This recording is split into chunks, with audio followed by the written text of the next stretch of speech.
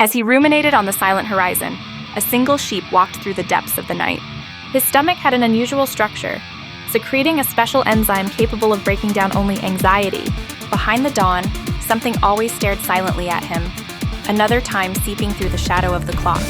The sheep sneaked into the boy's bedroom in his dream, picking up each fragment of fear hidden under the pillow and ruminating on them. Would the dream end if one stopped fearing? But the sheep knew.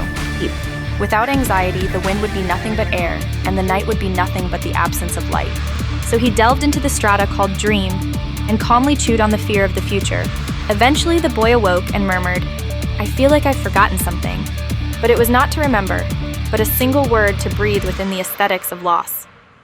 The sheep began to walk again. Behind the infinite white field, a small, unfinished dream like a budding hope swayed on its back. The sheep's wool glistened pale silver in the moonlight, quietly but relentlessly devouring the formless anxiety. With each bite, savoring each fragment of anxiety, his inner self reflected the illusions of the world. The sheep left the flock and walked alone on its own journey. Its steps were calm, yet somehow foreshadowed a solitary destiny. The fragile flowers blooming by the roadside intertwined with his inner landscape, transforming the darkness of anxiety into beautiful hues. Each time it touched a petal, the sheep glimpsed the countless microcosms within itself. In the quiet night breeze, the sheep wandered the boundary between dream and reality. Its dream was not merely rest, but a fierce feast devouring the anxiety nestled deep within its heart. The sheep consumes the invisible sustenance of anxiety, gradually transforming its bitterness into sweet nourishment. The act of eating is not mere consumption, but a testament to the moment when his soul is reborn. And the sheep's dream engages in dialogue with the pure sensitivity we have forgotten. In the dream, the sheep, using its anxiety as sustenance, wanders through the dark night while creating new beauty. When night reverses, the last light reflected on the retina, and consciousness wanders between awakening and sleep, the sheep appear on my meadow. It is not a mundane ritual to usher in sleep. They do not cross the fence. They quietly seep out, one by one, from the inner horizon of my being, and what they consume is the core of this dream. They do not seek fresh grass.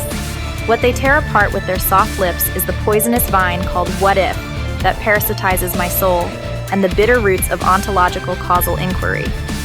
The sheep chew, the dishonored promissory note called tomorrow, the salty crystals of regret, the invisible thorns called the gaze of others.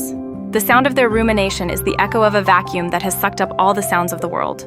They calmly transform the monster of probability that was supposed to multiply within me into an absence that pierces the depths of existence. One sheep finished eating my doubts, which had grown unusually large, and suddenly turned its face toward me. Reflected in its obsidian eyes was me, in the form of a sheep. The boundary between the eater and the eaten, the observer and the observed, melts away on the Mobius strip called a dream. Am I dreaming of a sheep? Or is the sheep dreaming of an anxious dream called me? Eventually, the last remnants of anxiety disappear into the throat of the last sheep.